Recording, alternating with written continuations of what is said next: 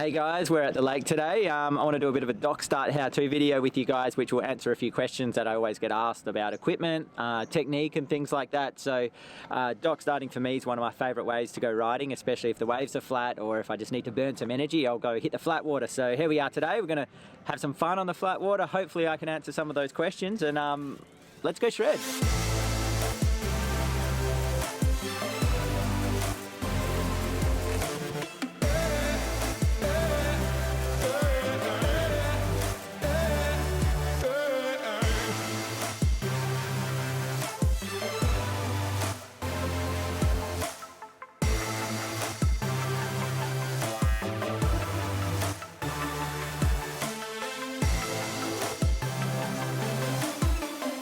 Let's talk about equipment here, and I'm going to start with my board. This is my 4-foot Sunova, which is my go-to for dock starts every single time. This thing is really short, really light.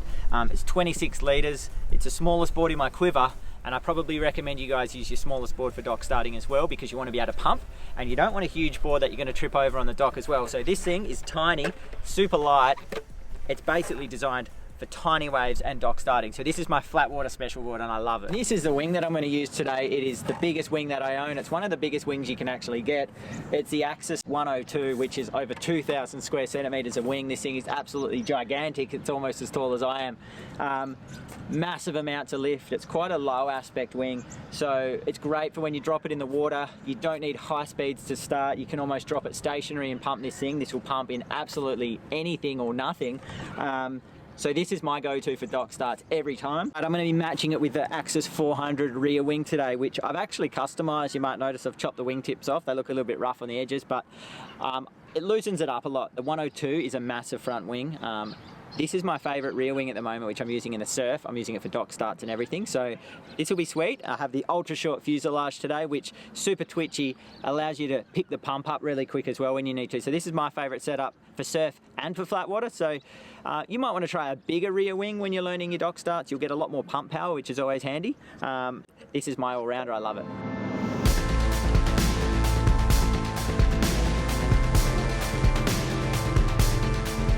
Okay, before we hit the water, I just want to go through a couple of my main points which I think really help with the dock starts. The first one is commitment. Sounds simple enough, but you've got to be fully committed to jump off that thing and land on your board. When you're not fully committed, or if you're overthinking it, that's when you tend to have those awkward falls and land on your wing or land on your board. So visualize what you're going to do and be fully committed and just be ready to send it. Tip number 2 is forward momentum. Really important to make sure that when you drop and land on the water that you're moving forward, so the foil will fly and you'll be on your way. Tip number 3 is balance. Make sure your board's landing nice and flat on the surface of the water. You don't want it to be pointing nose down or nose up, and you want your feet to be landing in the sweet spot. One of the most important tips is your foot placement. You need to really make sure you stomp the landing. You only get one go at it. You don't have enough time to shuffle and adjust your feet. So for me personally, I used to have a lot of trouble nose diving on my dock starts. So I visualize this point on my board here, which is where my back foot's going to land. And generally, if I can land my back foot in the right place, my front foot will follow. My back foot needs to be right at the back of this tail pad, and then my front foot will be right up around about here. So for me, foot placement is massive. As you're dock starting and you're about to send it off the edge, visualize where your back foot's going to land, and if your back foot hits this spot, your front foot will be sweet. Let's go down to the dock and have a look, and we'll talk about different techniques that I use. The first technique that I'm going to talk about, and this is how I learnt dock starts, is called the swing and drop method. It's what I like to call it anyway. It's pretty much a stationary start. Holding your wing well away from the dock, we swing it back, and I swing forward and jump at the same time. And that gives us the forward momentum that we're talking about. So by swinging your board back and forth, it means you're hitting the water with forward momentum, which is crucial to dock starts. So the second method is the running start. This helps even more with forward momentum. I find it's a little bit trickier because you've got a few more things to think about. Taking about a 2 to 3 foot run up along the dock here, and we're still going to try and nail that forward momentum when we land. The running start's better if you're using smaller wings and for heavier people, because heavier guys need a little bit more push. So depending on what your setup is, you might go for that. These are the 2 methods that work best for me. They're not necessarily the right methods, but these are the 2 that I use most of the time. Okay, so enough of me talking. You want to see some dock starts, let's get going. I'm going to start off with method 1, the swing and drop, and we'll see if we can nail a few for you.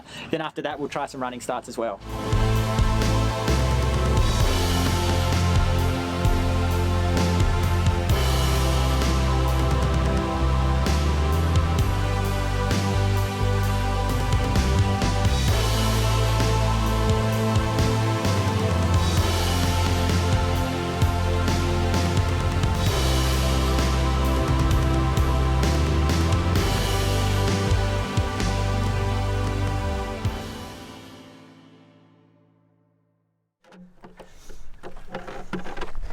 Getting dirty in the lake today.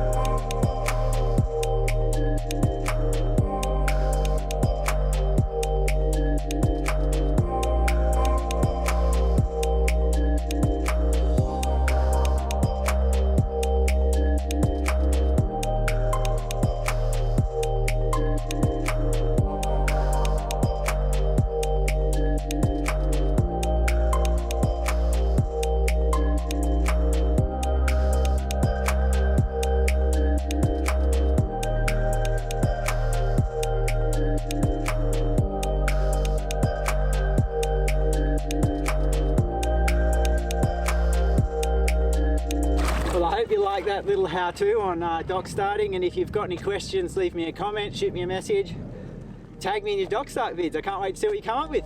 Cheers.